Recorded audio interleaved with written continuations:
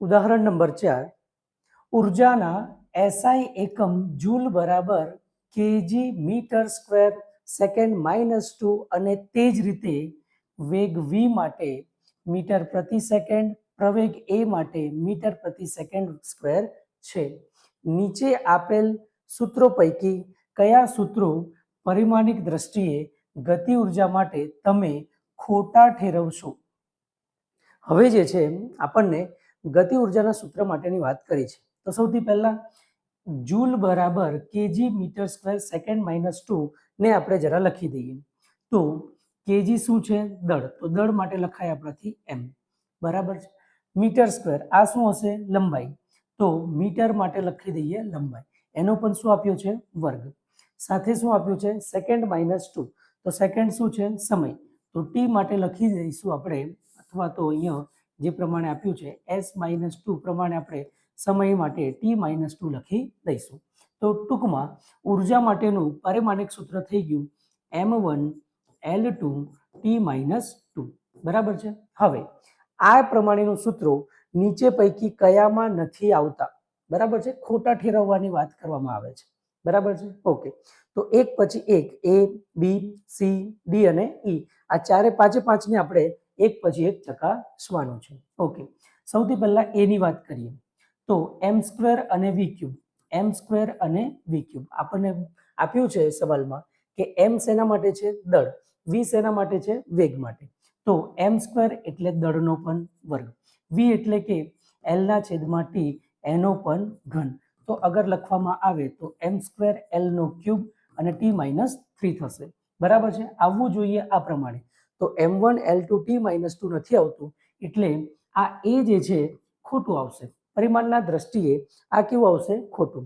બીજાની વાત કરીએ તો બીજામાં જે છે પાર્ટ બી માં 1/2 mv² આપ્યું છે. બરાબર છે. હા, હવે આપણે ધોરણ 9 માં પણ ભણી ચૂક્યા છે કે ગતિ ઉર્જાનું સૂત્ર આ છે. છતાં પણ પરિમાણની દ્રષ્ટિએ સાચું છે કે કેમ એ ચકાસી લઈએ. તો 1/2 આ પદનું કોઈ પરિમાણ હોતું નથી. m શું છે? દળ. બરાબર. વેગ v માટે શું લખાય? l/t એનો પણ શું છે? વર્ગ.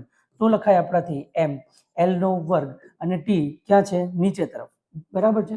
તો એને ઉપર લાવીએ તો થઈ જશે -2. બરાબર છે. તો એ જે છે આ ઉર્જાના સૂત્ર સાથે જે છે બિલકુલ જે છે સાચું આવે છે. તો આપણે આના માટે શું લખીશું? આ જે છે સૂત્ર સાચું છે. ત્રીજું હવે ચેક કરીએ. k બરાબર ma. k બરાબર ma. m શું છે? દળ. પ્રવેગ માટે શું લખાય? l/t².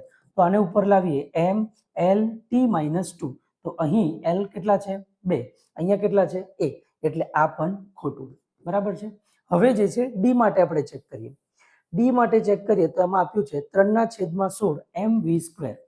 3/16 mv². આ અચળ પદ હોવાથી આનું કોઈ પરિણામ આવતું નથી. બીજું mv² છે તો mv² માટે અગેન આપણે અહીંયા શોધ્યું તેમ અહીંયા દળનું શું આવે? m. l અને આ જે છે l2 અને t-2 આ જે છે આવી જાય છે. હાલાકી પરિમાણની દ્રષ્ટિએ આ સાચું છે, પણ વાસ્તવિક સમીકરણ સાથે એ પ્રમાણે એ કેવું છે? ખોટું. છતાં પણ પરિમાણની દ્રષ્ટિએ કેવું છે? સાચું. તો આપણાથી લખાશે એ કેવું છે? સાચું. ઓકે.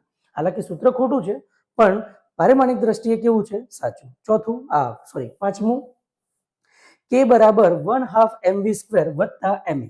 હવે આ જે છે આ ગતિ ઉર્જા માટેનું સૂત્ર છે અને આ શું છે? બળ. આપણે જાણીએ છીએ તેમ બે સમાન ભૌતિક રાશિઓનો જ સરવાળો કે બાદબાકી થઈ શકે છે, પરંતુ અહીંયા એક ઉર્જા છે અને એક શું છે? બળ.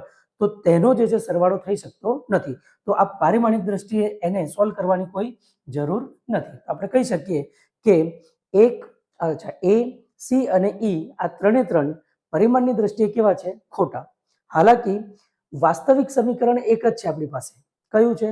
k બરાબર 1/2 mv².